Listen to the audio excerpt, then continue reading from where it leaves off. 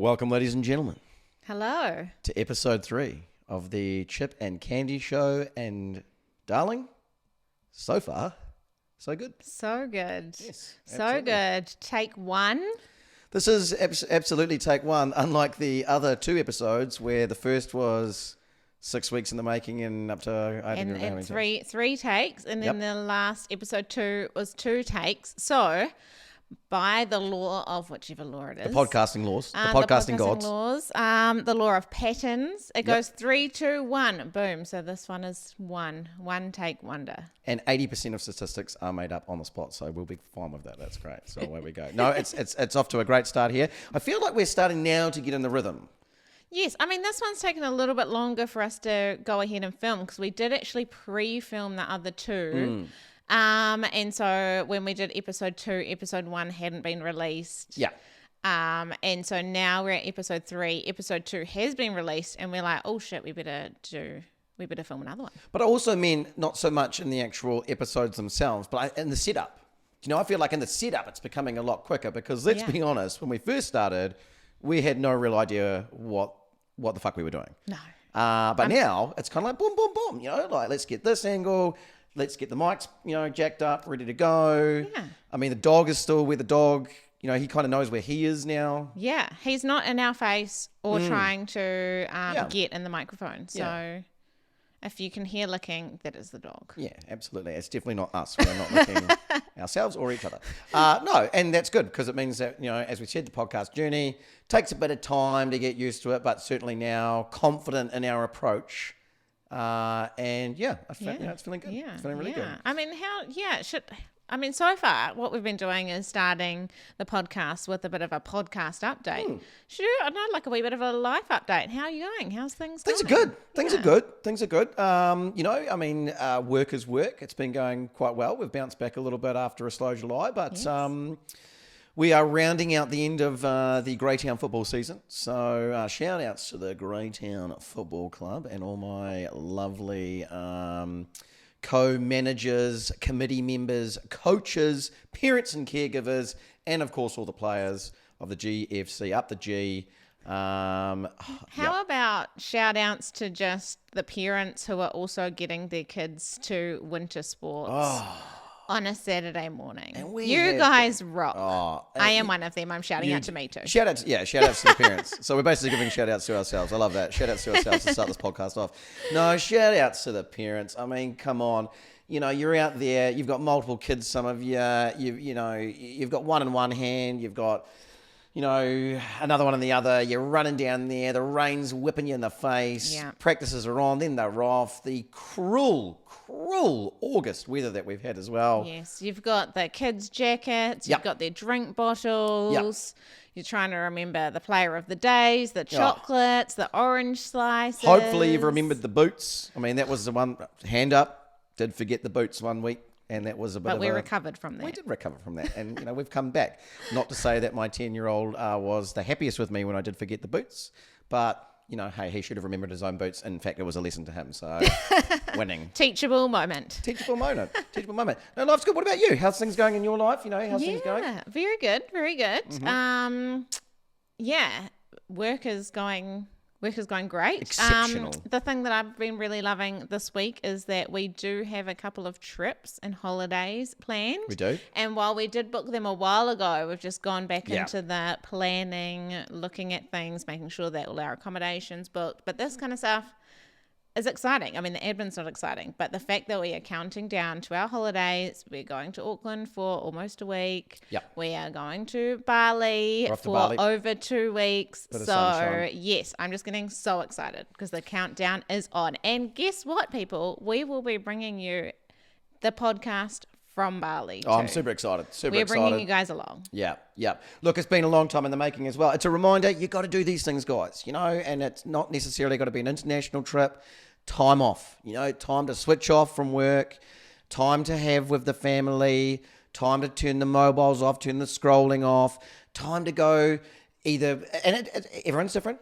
maybe you want to go out in the wilderness and you want to do a bit of camping, a bit of tramping, you want to hike a mountain, you got to make time for it. Maybe you're like us and you want to go sit next to a pool for 7 days and drink little cocktails that have little umbrellas in them. Like you've got to make time to do it. Or drinks out of fun things like coconuts or pineapples. Exactly. Whatever it is that you're into, be sure that you make the time to be able to do it. We have been booking these vacations and that we're about to go on. Well, one of them is actually for work as well. Well, they're both kind of for work, but we've booked these in a long time ago. And that's what I love. It's like you book something in 6 to 8 months, and then you're finally getting into that last transitional period. Oh, there's 1 month to go. You're getting excited about getting to the airport. You're getting excited about, getting on the plane, and then boom, you're there. And let's not forget, it goes very quick. Holidays go just like that. So, you got to get excited about these things because they will come very quickly. And then before you know it, it'll be Christmas and then it's New Year's and we're into 2024. Yes. Nuts. Absolutely Let's not get ahead of ourselves, though. We are still in August. We are still in August. Exactly. So, no, very excited about the trip coming up. Also, before we get started and get into what we are talking about today, I'd just like to say we're up to episode 3. So, episode 1, kind of our introduction into this. Last our journey episode to podcasting. Absolutely, our journey to podcasting. Last episode, really nice deep dive into the background of Candice McKay. Yeah, that took a wee turn. That was not where we expected to go. Definitely not where I really expected to go. It was real. We talked some real shit. It was real. I have to say, I did not watch it back. I have not watched it back. I'm not ready for that yet. Yeah. But the response, the feedback and response that we have been getting from both podcasts so far, but from the last podcast, is exactly why we're doing it. If so many people reach out, and if you've been thinking about reaching out and you're hesitating, just do it because it makes us feel good as well to know that people are listening and that they're getting something out of it. I've had so many people comment and just say, it's good to know that other people go through this as well. It makes me feel like I'm not alone. For sure. This is so what I needed to hear today. I'm just actually overwhelmed. Yeah. And especially because it was such a personal one for me and it wasn't really planned. Yeah. It was meant to be sort of origins, education, that sort of thing. And then going into obviously my battle with depression. It's nice to know not that other people are suffering, but that we are helping people in some way. Absolutely. And I mean, again, the whole context of what we are trying to do, and I've been really stoked with the feedback that we've got, that it's it's just, it's almost like they're here with us. Do you know what I mean? And that's the whole thing is you're in, you might be in the living room, you're having a glass of wine, we're sitting around and we're talking about the past and we're talking about things that have happened to us and experiences and stories. And everyone's got experiences and stories. Yes. Everyone's got things that might have happened to them or things that they've gone through or things they've had to overcome or challenges or whatever it is. And so to be able to have people come up to you on the street and be able to, have friends and family that have come to us and said, I really resonated with that, or it might be a small part of it, or just whatever it is. Yeah. And you had a great, outlook on that the other day when you said, even if it's just one person, if it's one person that listens to this podcast, and it might be this episode they listen to, or it might be the 100th episode they listen to, but if it's just one person that gets value out of it, that can, understand or gets a connection to it, and they feel something out of it, then that's great. So yes, very stoked that people have been reaching out. We've had a lot of support, and we're very blessed. So much support, and we just want to thank you guys so much. It means so much. We've had a few people asking us why we're doing it, what are we selling, what are we promoting, but no, this is why we're doing it. We're doing it for you, to connect with you, And you might not even know us. That's the other thing. We've had people that have listened to this that have no... Yeah. I mean, let's be honest. 80% of the people that are listening to us, listening to this, are our friends and family, and that's great. So far, because we're just getting our names out there. Of course. But we do have people that we have never met, that we do not know, that have messaged us, that have commented, that have reached out, and that is so cool. Episode 2, and now we're obviously episode 3, but 2 episodes in, and We're making friends already. Exactly. And it's reinforcing again as to why we're doing this, and starting this journey, and hopefully this will be going on for years and years and years and years and years. And, but no, we're very blessed and we're very grateful for all of the positive feedback that we've had from this. And hey, if you've got some constructive criticism, send that through too, because we're big people. Read that one. I'm a big boy. I'm a big boy. Okay. I'll just cry in my bedroom for 3 hours, 4 hours, and then I'll get over it. Like I do with most of the things that get turned down in my day-to-day work life. But no, that's okay. So no, we're very grateful. It's been great. Episode 3. Look, we thought we did a deep dive into origin stories from Miss Candice McCabe. What do you want to do this time around? Well, I think it's only fair that we start jumping into you, right? I know that you hate talking. And this will be very difficult for you. Not big on talking. Yeah. Not really good. Yeah, not really good. Yeah. So yes, let's dive a bit more into you, because while we do have a lot of our friends and family watching and listening, I'd also just like to say how cool that actually the majority of people are. Like lots of people are watching on YouTube, and we didn't expect that. Yeah, and look, that's a massive thing, because when we first, okay, little background on that.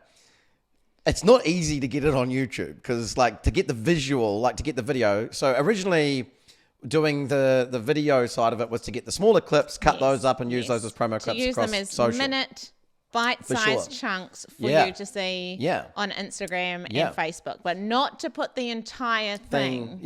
Yeah, so Chip has been doing an awesome job so far of editing the entire hour-long It does take podcast. A little bit. But again, I don't mind listening to us talk for an hour long over a couple of coffees or over a couple of wines. It's fine. No, but I've been actually blown away as well by the amount of people that are actually watching the podcast. Yeah. So if you are watching this on the TV or on your phone or wherever you are, then shout outs to you guys. Hi, welcome. And we're going to continue doing that, because originally we were just going to do an audio podcast, but we see that there's value in both of this now, and why not? Away we go. Why not show our beautiful faces? Why not? Off you go, absolutely. No narcissism there. No, so okay, yeah. I mean, let's break. What do you want to know? What do you think the viewers want to know? Is there any questions that you have? What do the people want to know? What do the people want to know?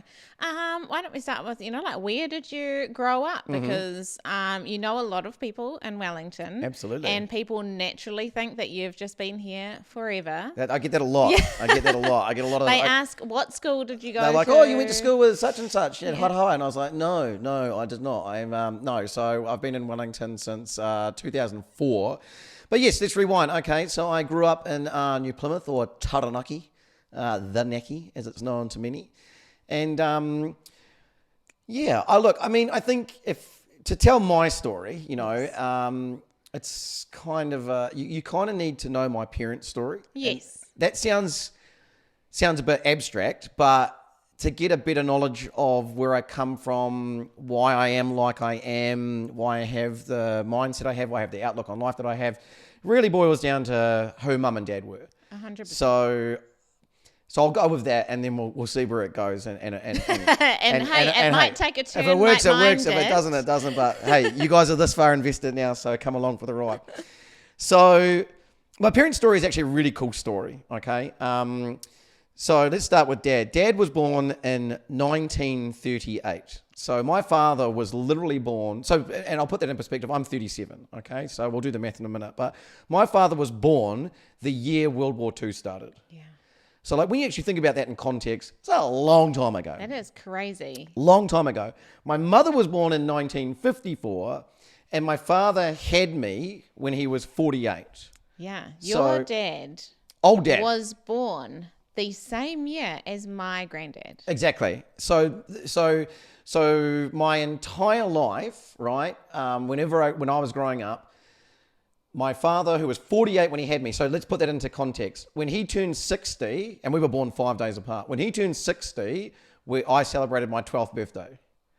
So, when most parents that I went to school with, when they're 12, their parents might be in their early 30s, mid 30s, late 30s, whatever. My father was 60. So yes, for a long part of my school life, my college life, whenever I'd be around, or even when we'd go to the pictures or something, some nice lady would be like, oh, it's nice that your granddad's taking you out. And I'd be like, no, that's actually my father. The pictures, when you go to the pictures. See, even now I'm talking. the movies or the pictures or what have you. Okay, so father on one side, born 1938. We'll get into a little bit of that in a minute. Mum was 32 when she had me. So my parents were 16 years in age difference apart. Why is this important, Chip? Well, it's important on a couple of reasons. When I grew up, it was both my parents' second marriages. My parents met in a very cool story, and maybe we'll tell that for another time because I don't want to spend too much time on one particular thing. But what I will say is that my mother, when she was 17, she left home. She gapped it to Oz. She married the surfer dude.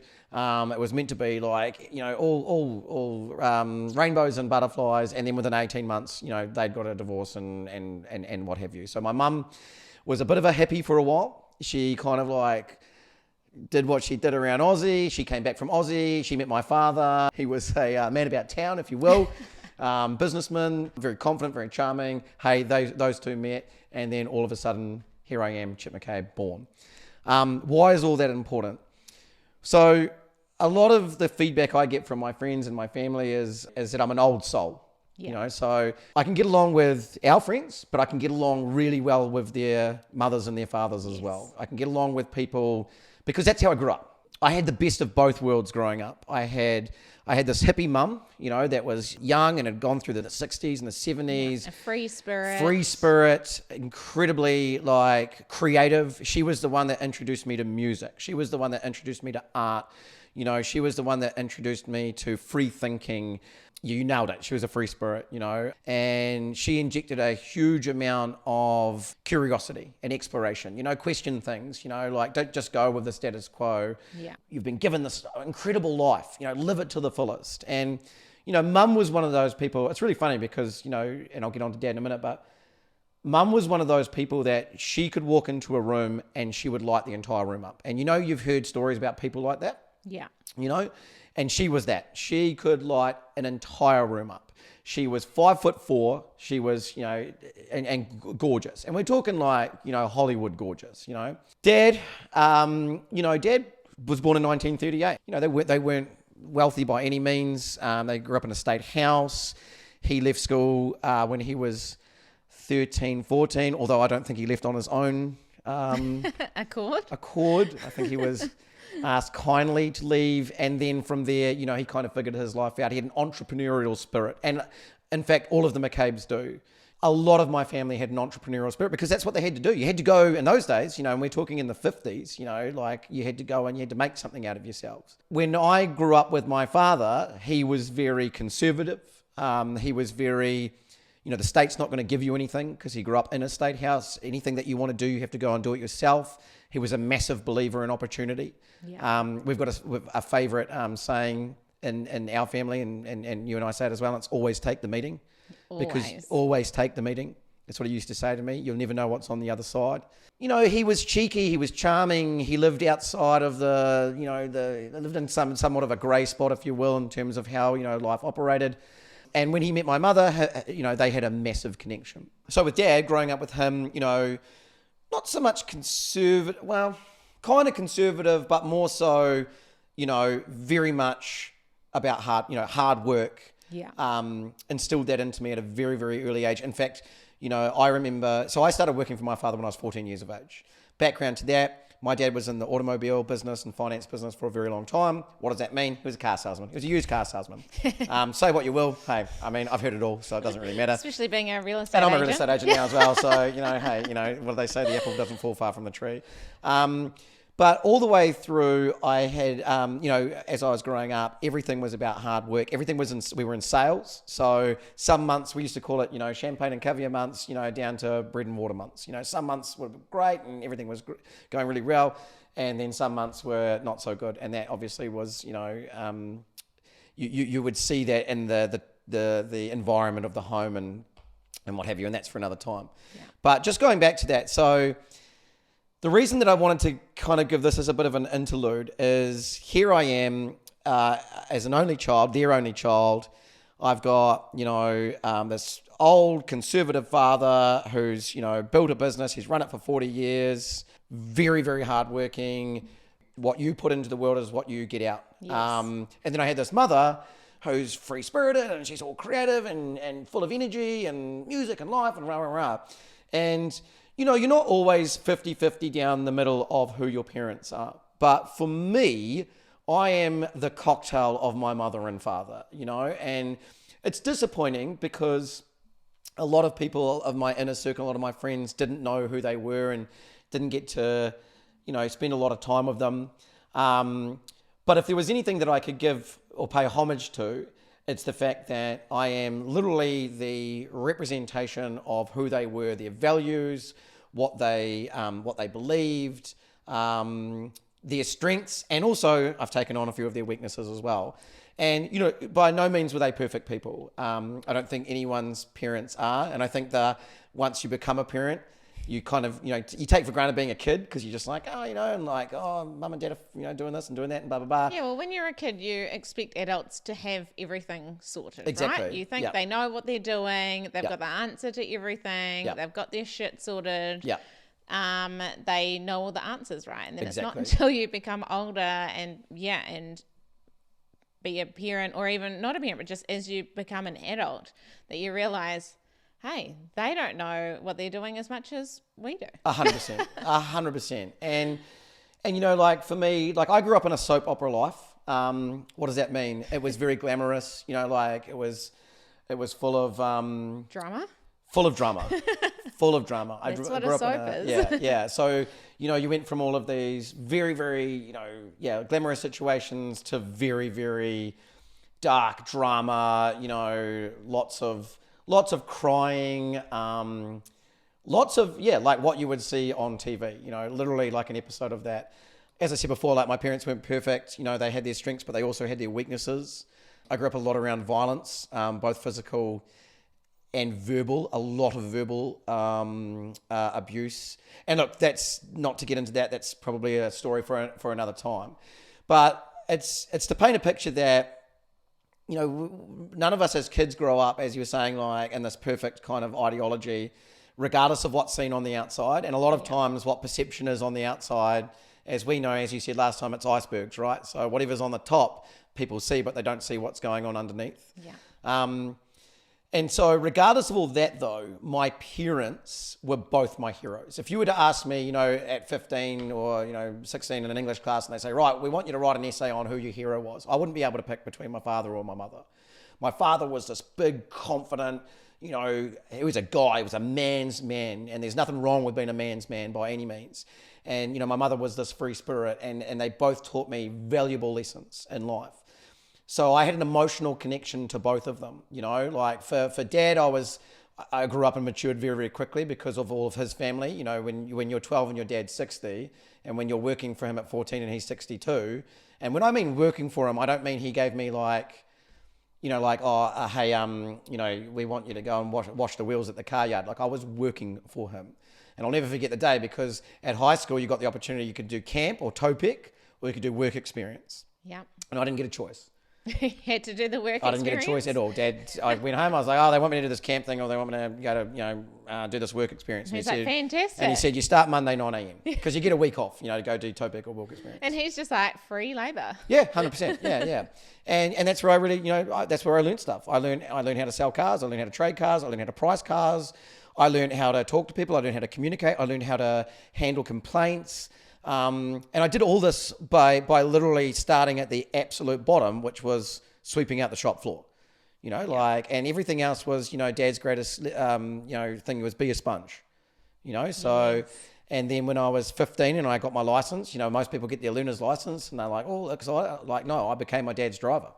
So I would drive him to meetings. I'd drive to the accountants meetings and I'd sit in on the accountants meetings, and I'd go to the bank manager meetings and I'd sit in the bank manager meetings. And then most of my time in between that, after school, is I'd catch the bus, I'd go down to the yard, I'd sweep out the shops, I'd close down the yard, and then I'd go down to Sporty's, which was the favourite pub, and then I'd drive him from the pub and I'd drive him home, you know.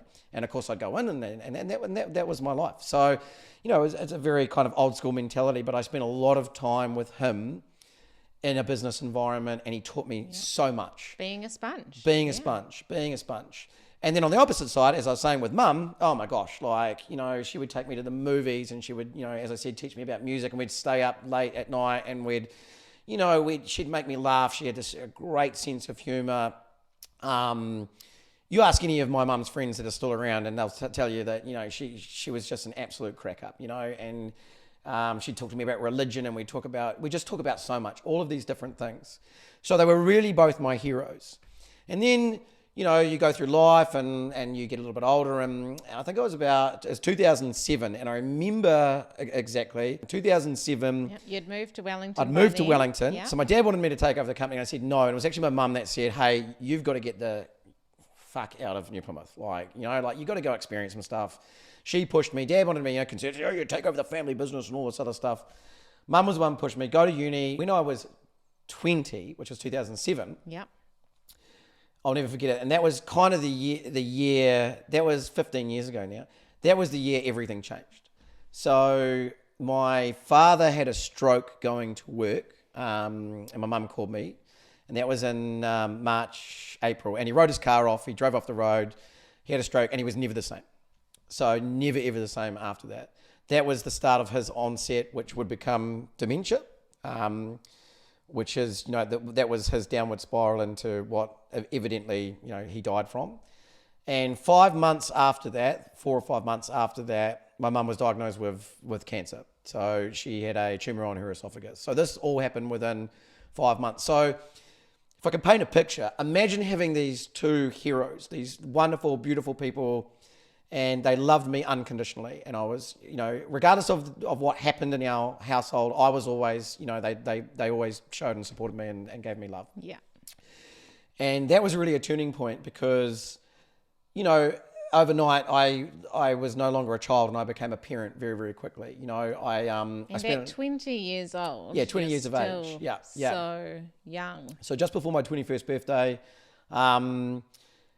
and as I said, Dad was never the same. So I left university straight away and I went and started working for Dad again because someone had to, help try and run the business. So I was doing that. And then when Mum, got diagnosed with cancer, she had to go straight into, so she had cancer of the esophagus. She had a tumour on her esophagus. So she had to go straight into radio. They were like radio, heavy chemo. So I spent that was in Palmerston North. So I spent a lot of time between New Plymouth and Palmerston North. You're 20 years of age and, you've got, at one stage I had my father in, stroke ward in New Plymouth and, or in Taranaki Base Hospital. And then I had my mum in Palmerston North and you're just going in between and you're trying to run a business and you're trying to, you're trying to take care of everything. Trying to take care of everything. And it's incredibly overwhelming. Really overwhelming. Mum had a battle with cancer for 3 years. Her first tumour was on her esophagus. After that, she then had a major surgery and operation because she had a tumour on her neck. So they had to remove, the throat, part of her tongue, tracheotomy or whatever it's called. Yeah, tracheotomy. Look it up on Google. Yep. 14 hours of surgery. And then evidently after that, this is all over 3 years, she got another tumour on her shoulder and the doctors just said, it's, sorry, love, you've done well. You've done, So she passed away at the, she was 56 when she passed away, 57, somewhere around there, 2011. And right around that stage is when Dad's dementia was just kicking in and getting worse and worse and worse to the point where, you had to get a caregiver in and, we had to have someone on standby for him. And then I evidently moved him down to Wellington to be closer to me. Yeah. That did not work by any means. Anyone that's been through working with a parent or a loved one, they'll understand that, they just can't take care of themselves. Right. Well, it's almost like a full-time job, but it is. You are, a university student with your whole life ahead of you. Yeah. Yeah, and you are having to try and do that. Yeah. And take care of your dad. Yeah, so towards the middle of when Mum was going through cancer, Dad had like a little bit of a bounce back, but they had gone through some struggles at that stage. We had to sell the business, we had to sell the family home, and that was just such a terrible time. That was the home that we'd lived in for 18 years. Dad coming to the realization that he could no longer, and this is something that he'd done by that stage for like 45 years or something like that. Mum still having ongoing battles with cancer. By that stage, I'd gone back to uni because Mum was like, no, you've got to go and finish what you've started. So I finished university. Then I went into broadcasting school and I did that, and that was really good because it was trying to take my mind off everything that was happening. and what have you. And it was doing something that you loved. Yes, it was. It was, my mother always said, your greatest gift is your voice, regardless of whether people like it or not. And some people aren't going to like it, and that's fine. But, if you've got a confidence and an ability to be able to stand up in front of people and deliver a message, then why should you not go and deliver that message? And hey, here we are now, and she's not half wrong by any means. So Mum and Dad passed away within 3 or 4 years of each other at a very, very early age for me. I was in my early 20s. Yes. And I know that many people have lost their parents, way earlier than that. But that was at a time where I thought, I'm going through, you're still learning about who you are in your 20s, and 100%. And you always kind of, think that that's your backstop. Mum and Dad are going to be your backstop, because that's what they do, and for a lot of the times they were, they'd help me out, or hey, if something happened. But once they were both gone, that was kind of literally it, and to be fair with Dad, and again, anyone that's gone through living or coping with dementia, Dad wouldn't recognize me, and that's something that's just so terrible, like to not recognize your son or your loved ones, or and I'm super grateful to my late Auntie Barbara, who's his sister, who just goes without saying she's a saint. Her and Uncle Rex did so much for my father. For me, I think it got to a point where it was just so hard to even kind of deal with that I probably shied away too much, and I probably didn't put as much effort in that I should. But again, I was going through some really, really mixed up emotions, really up and down patterns. And again, you've talked about depression, and losing Mum was one thing. Having to watch her die from cancer, and anyone again that's watched someone die from cancer, it is the most hideous. It's just, there's no words that can even kind of describe the life is literally being sucked out of someone. One blood cell by one blood cell. And and then to go through that, and then also go to the next part, which is literally someone losing their mind. So I've gone through I've lost my parents in some of the most vicious ways. Yeah. And slow. Yes. Like incredibly slow. And then also had to be on the sidelines and watch it. And then because your dad, didn't like being in the homes either. Oh, I hated it. Hated it. Escape. Hated it. Oh, I mean, look, on a brighter note, I've got some fantastic stories. So yes, so when we first put Dad into, retirement care, at that stage, he still had a motor vehicle. I don't know why, because he should not have been driving whatsoever. But anyway, I get a call one day. This is a great story. So I get a call one day, and it's some constable, or, let's call him Constable Smith from the New Plymouth Police Department. Oh, is this Chip? I said, yeah. And he goes, oh, we have a bit of a problem.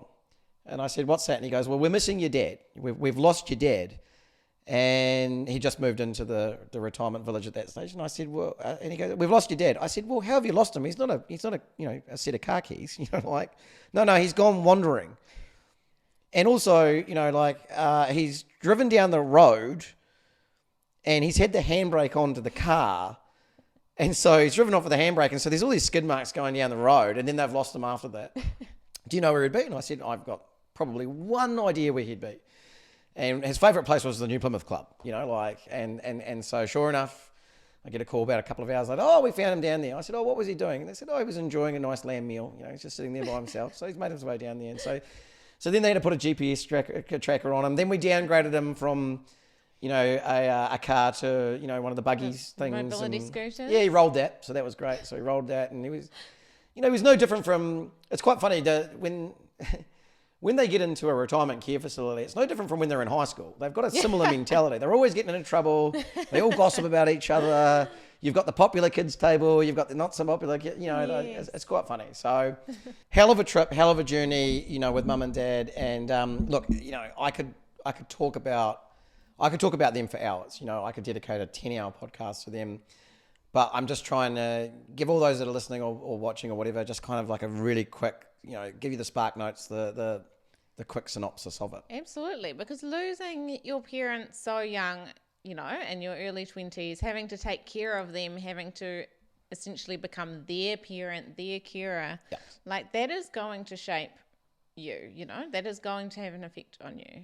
Yeah, 100%. And I think the reason that I'm bringing that up is because outside of, I can talk about all the other stuff in business and blah, blah, blah, and success and challenges. And that's probably another podcast. But what I really wanted to bring into this was what my relationship with grief is, because I think that's essentially what it is, right? So if you, again, look back on what I'm saying, here are these two parents I love more than anything. So imagine losing like the two things, and at this stage I'm talking about, we have this great thing, love, as an emotion, but we have different types of love. I love you, different to how I love our son, and that's, we don't have one generic love. You have a different connection. There is a different relationship. There is a different buzz. There's a different energy that you have. So the energy I have with my dad and my mum were completely different. And so losing that, in the physical sense, it sends you into a spiral. You question everything. I questioned everything. I questioned life. Why am I even here? I've just lost my best friends. I don't have anyone to talk to. I don't have that closeness. I could tell my parents anything. They were the ones I could tell my parents anything to. Like more than your best friend, more than your mates, more than, your parents are your parents. So when you lose all that, you really, and anyone that has, and anyone that's listening to that goes through it, it's kind of undescribable. My relationship with grief was a little bit up and down in the first instances, especially after I lost mum. After I lost mum, I was a bit of a wreck, which is understandable. Dad was like, well, you're a little bit more prepared, but at the same time, it's, like, it's still a different thing. But grief can be this amazing thing. It can be the worst thing in the world, which will dig you a ditch, and without facing it, and without identifying with it, and without accepting it, you'll stay in that ditch forever. Without a doubt. Like you dig your own when it comes to grief. A lot of baggage comes with grief. I should have, I could have, I would have, why didn't I? Question. So you can hold a lot of that baggage as well. But essentially for me, and much like you said in your last podcast, I chose to be happy. I chose to use grief as a motivator. And the reason I was able to do that is because of the fact that I was so lucky that regardless of what their own qualms and weaknesses were, no one's perfect. But the one thing my parents came together in when they were raising me was they instilled so much belief in me and so much self-belief in me and so much confidence in me. If they hadn't have done that, if they hadn't have done things like, here's the opportunity, Chip, we're not going to do it for you. We'll give you the opportunity and we'll support you, but it's up to you to make the most of that opportunity. You've got to believe you can do it. You've got to go out and set the standard. You've got to get the expectation in you. Like we had family expectations, but I was taught it earlier, you've got to set your own standards and expectations. And that was why grief was such a massive motivator to me. I sat there and I was like, I'm not going to let my parents, I'm not going to let this thing that's happened, take me back, or hold me back. No. Life is for living. When you sit on someone's deathbed and you literally watch their last breath, when you literally watch the flurry in the eye disappear, you get hit with a pretty big rock, and that rock is this. We've only got such a short amount of time. There's no time to be, to spend worrying or negative or, constraint by your baggage. Get rid of your baggage. Well, you can't choose what happens to you. You can't. But you can choose how it affects you. You can choose how you deal with it. And that's what you've done. 100%. And let me just be very, very clear. Because there will be people listening to this and say, oh, it's easy if you do saying blah, blah, blah. It's not easy. No. It's not easy. Grief never goes away. It never, ever goes away. Regardless of whatever you do, the decisions you make, the optimism you have, the choices you have, I still miss my parents every single day, without a doubt. The ability, though, to be able to make choices, choose to be happy, choose to be motivated by this life that I've been given from these amazing people, that gives me the ability to harness their energy, to harness their spirituality, and to be able to say they're not gone. In the physical sense, yes. But in the way, do I still talk to them? Absolutely. In business, I talk to my dad every day. Every day. If I have to make a decision, I go, what would Dad do? You know, like, and all of a sudden I get a little flutter in the ear, like, oh, I think you should trust your gut on this one, or, you know, or maybe you should do this. Yeah. And with mum, you know, if it's talking to our son sometimes, or trying to be a parent, you know, like, what would mum do in a situation, you know? Yeah. And just because she's not here to give me the physical answer of it, they can still guide you. Guide me every day. Yeah. Every single day. So if there's anyone out there that's listening to this, I suppose my biggest lesson that I've learned, and again, it's not easy. I'm telling you this right now, much like it's not easy to overcome depression, much like it's not easy to pull yourself out of these holes, but we still have the choice. You have the choice. It's your outlook. They're not coming back, and I know that, you know. I have I'm so grateful that we live in a time where we have things like family photo albums, and we have videos, and I have all of this time machine stuff where I can go back into that moment, I can see them, and I have a visual conception of them in my daily. Because they're physically gone, but they're not gone. They're not gone. Yeah. Do you know what I mean? And at the end of it as well, what would my parents want from me? That's the key question in the whole thing. When I was going through some heavy depression, heavy dark times, lost these wonderful people, what's it all about, blah, blah, blah. The key question that comes back, or the key sentiment that comes back is, you know, as I'd say, get up. Get up. Well, they would want you to be living your life. Get up. What are you doing? What are you doing? You're wasting your time. You're wasting your energy. We're gone, mate. We're gone, son. Okay? Understand that. And guess what? You're going to be gone one day too. You know, you've only got a certain amount of time. Are you going to sit in this bed feeling sorry for yourself? Are you going to sit in this bed reminiscing and thinking about all this baggage and all this stuff that has no effect on what you can choose to do today? Or are you going to get up? Are you going to get up, take a baby step, then take another step, then take another step, then start jogging, then start running, then set some goals, identify what those goals are, and then go be relentlessly you. Because it can seem like the easy way out to, stay in bed, not deal with things. And I just want to go back to that as well. Like, I just, you know, it's just a reminder. If, you know, even with our son, you know, and as a parent, and again, this is not advice. Everyone can raise their kids the way that they want to raise it. But one of the greatest things that my mum installed in me was be relentlessly you. Don't just be you, you know, be relentlessly you. What does that mean? It means be self-aware. Love who you are. When you look in the mirror, the person that's looking back at you, you better love them 100%. You'll never be able to express love, connection, care for anyone else until you can do it from yourself. Because where does it come from? It comes from here.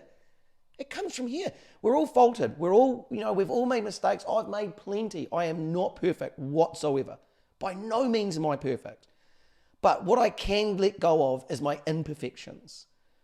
And then what are we born with? Everyone's born with different talents, different skills. Maybe you don't even know what those talents or skills are yet.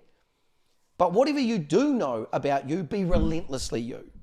You know, when you walk, and that's why when people say to me, Chip, when you walk into a room, it's the same as mum. When you walk into a room, you know, that energy, it's contagious. Yeah. You know, and you go ask anyone in my circle and they'll say Chip McCabe, but there's only one Chip McCabe. I'm not trying to compare myself to anyone else. No. I'm not trying to be anyone else.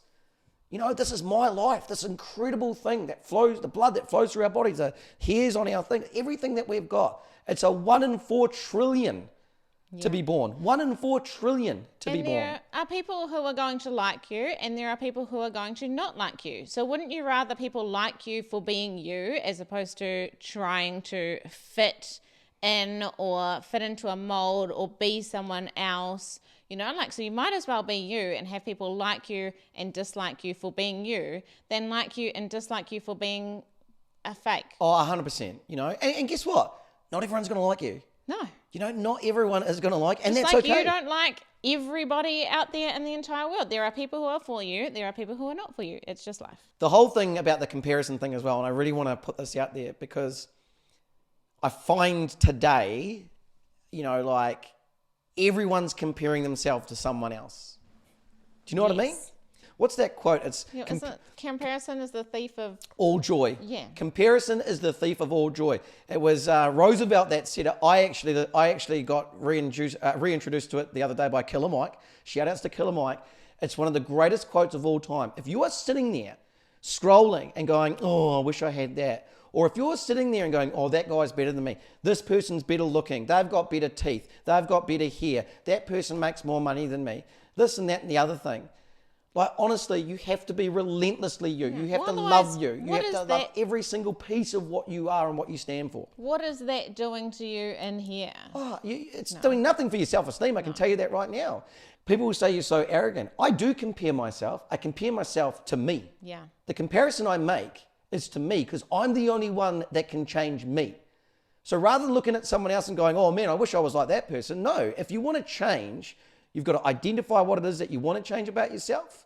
And then you're the only one that can actually make that change. And it's so true. If you don't like what you see when you look in the mirror, go change it.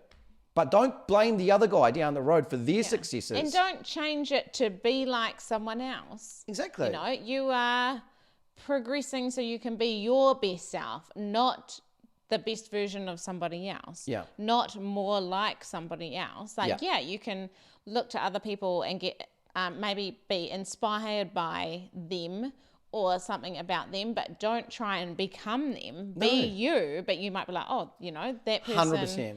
has great characteristics in this way and I don't have that. So you do things that make you stronger in that way. But just don't change yourself to be like someone else, because there's a reason why everybody is individual. There's a reason why there is only one of every single person in this world. And that's my biggest fear at the moment is, you know, we live through Instagram and TikTok and Facebook, and we live through these channels, and we're constantly keeping up with the Joneses. We're constantly, oh, that person's got this bag, that person's got this car, blah, blah, blah. But you know what? You can tell when someone is copying someone else. 100%. You can see it. Well, you know, sometimes it's a little bit harder, but you can blatantly see when people are not. Oh, absolutely. You can see when they're copying other people. You can see when they're copying trends. You can see when they're trying to be like someone else. And if someone is trying to be like you, you know, like flattery is great, but don't be like other people. Be yourself, but be the best you. And use these things that happen to you in your life. Oh, 100%. As motivation, as inspiration. Don't let it drag you down. You don't have control over external forces, over the things that happen in your life. You have control over you. You have control over your mind. You have control over the choices you make. Use it for good. Yeah.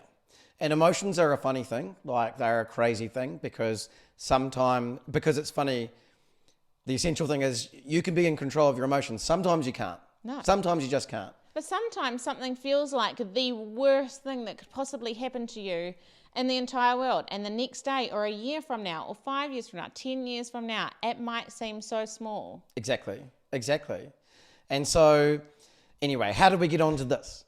Well, as I said, you know, I think grief, for those that are going through it, for those that are suffering at the moment, for those that are anticipating it, because I hate to say it, guys, but no matter who you are and who they are, you are going to lose someone close to you. It's going to suck, but at the end of the day, it can be the greatest motivator. You know, I'm very, very happy with the fact that I use that grief to motivate me. And it's got me into a position now where my outlook on life is, you know, I love it. I embrace life. I love life. I want to live my life to the fullest. I want my son, I want my wife to be able to live their life to the fullest. You're going to have some shitty days. Sometimes when you're having shitty days, if you have lost a parent or a brother or a sister or a close loved one, talk to them. Talk to them. They're the best person to talk to. Yeah. You know, when I have crap days, I sit there and I go, oh, shit, I'm having a shit day, rah, rah, rah. Then all of a sudden I get a tap on the shoulder and it's mum going, what are you crying about? What's really going on? And just as you said before, it's like, well, okay, yeah, it's a bit shit. You've lost a deal or this has happened or Ari snapped back at you. Or you feel like a shit dad or, you know, the Bobcats lost the bloody under-11 football competition on the weekend. You're having a shit day. Okay, cool. As you said before, though, is it the end of the world? Like, what's going on? Let's talk about it. Let's talk it through. And that's actually self-reflection as well, because you're talking to yourself. It sounds crazy, but you are. And the more that you can self-talk, the more that you can actually identify with that, then you won't let your emotions get so out of control. Yeah. Grief is a great motivator. You know, like use it. Use all of that stuff and understand that, you know, you've only got a certain amount of time. Yeah. You know? And everybody at some point in their life is going to be affected by grief. 100%. And don't block it out. Unfortunate that you had to go through it so young. Yeah. And I mean, look, I think the other thing as well is like, don't block it out. Like, don't try and just be like, oh, well, that's it. Mum and dad, they died. I'm going to get on with my life. Like, no, like, it's going to hurt. It's going to hurt like hell. It's going to suck. And if you do block it out, it's going to come back at some point. 100%. It's going to come out. You're going to have to deal with your emotions, with your grief at some point. That's the baggage. You've got to get rid of that baggage because there's no point living in the past. There's no point living in the past. If you're subconsciously living in I'd never dealt with my mum and dad die, or my brother or my sister, or this or that, or whatever it is, breakup, relationship, grief can be in any form. But if you don't deal with it, it's just going to be, you're going to carry it around like a massive, and it's going to weigh you down. And it will come up when you least expect 100%. it, least want it to come up. Yes. Yeah. You will be forced to deal with it at some point. Yeah. So. And just to finish off on this before we get into our question, because we got a question, I'd like to say as well, like, it's hard to try and gauge this and get this across in a 50 to 60 minute podcast. So when I'm talking about like, my relationship with grief and where it got me, guys, this is years and years and years. This is not just something I went, oh, yep. And I woke up one day and I was like, oh, everything's great and rainbows and blah, blah, blah. I'm still dealing with it now, as I said. So understand that if you're going through it and it's hard, reach out, talk to someone, talk to us, send us an email, whatever, because it's not going to happen overnight, but it's so important that you actually do deal with it and understand that it can be a grave for you as well, or it can be your greatest motivator.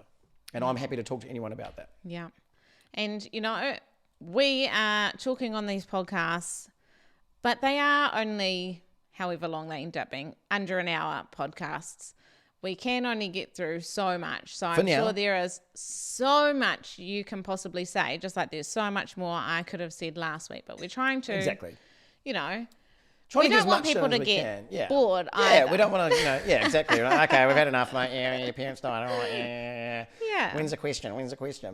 Right, and saying that, should we get on to our question? It's very important. We do have a question this episode. We do, because this is exciting question time. So don't forget to send in your questions. We will answer a question if we get one.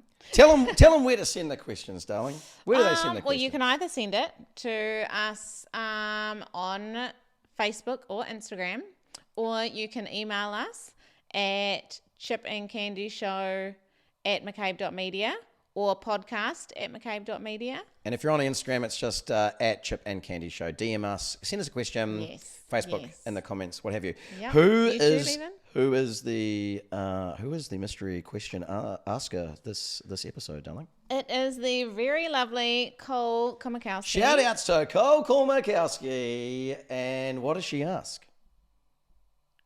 What did she ask? Kenny had to rethink that. What did she ask? Okay, here we go. What podcast do you guys listen to? Do you want to start first, or do you want me to go?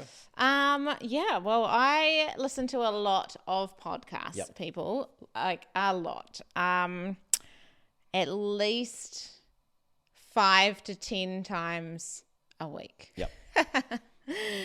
Because we do a lot of traveling, commuting over the hill, in the car, and every time I'm on my own, or I would say at least 95% of the time that I'm on my own in the car, I am listening to a podcast. If I go for a walk, I am listening to a podcast. I am a podcast addict. So I've got a lot. Read them out. Some of my favorite ones are the Mind Your Business podcast. Yes. By James Wedmore.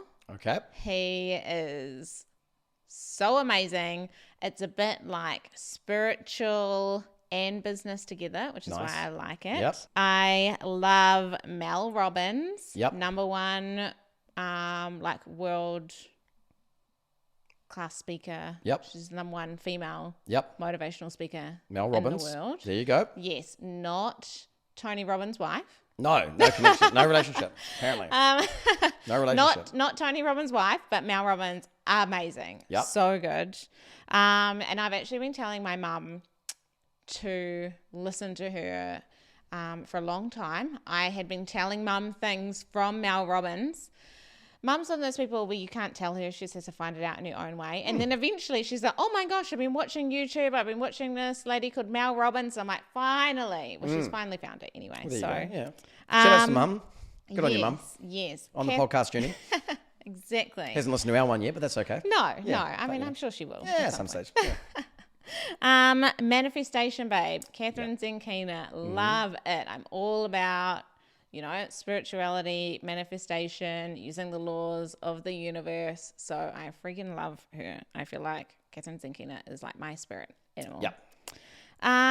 Yeah. Those are probably my top ones. Oh, and The School of Greatness by Lewis Howes. Yeah. I like Lewis Howes. Yes, He's good. Howes I listen to good. Lewis Howes. He's good. He has some good guests. He has so many good And guests. Jay Shetty as well. He's good. Jay Shetty has some yes. good ones. Yeah. I actually see him more on like Yeah. Facebook, Yeah. YouTube. I like Lewis that kind of Howes. He's a little bit more, he's quite chill. He's good. He's good. I've listened to his audiobook as well. If I'm not listening to podcasts, it's audiobooks. Yeah, cool. Also, and a bit of music.